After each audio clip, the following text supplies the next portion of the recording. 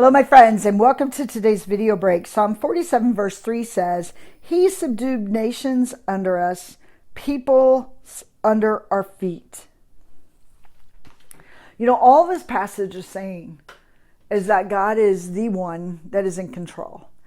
And sometimes that's such a struggle to work that out in daily practical living, because I don't know about you, but I want to be the one in control sometimes. Not all the time. I'm learning this secret, but this great secret of allowing God to be in control, because He's the head over nations. He's the king. He's the one that subdues nations. He's the one, and sometimes we get so fearful, feeling like we're out of control.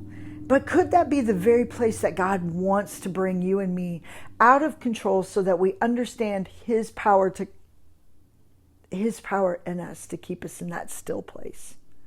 In that place where, Lord, it's not about us. It's not about us remaining in control, but it's about submitting to God's control.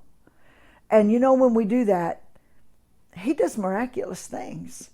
Sometimes, you know, I think we feel like we almost have to fight for ourselves because we're forgotten, or we have to fight for ourselves so that we'll be noticed. You know, we have to keep raising our hand around the world so that we can be noticed. But God notices you, friend, and He notices you so powerfully that He's put His Spirit in you, and He's got His eyes upon you. But here's the thing: the more we try to control it, the less we need God, the less we even recognize God, because we're in control. So it's the humble that God pays attention to. It's those who say, "Okay, I surrender. I understand, Lord, that I've tried to control this life of mine for too long, and I'm exhausted." You know, stressed out is a really good. It reveals in your life and in my life that we're out of control. If we're stressed, we're trying to control something that God never said, "I want you to take control of this." But God is over it all, over nations. He can handle your problem.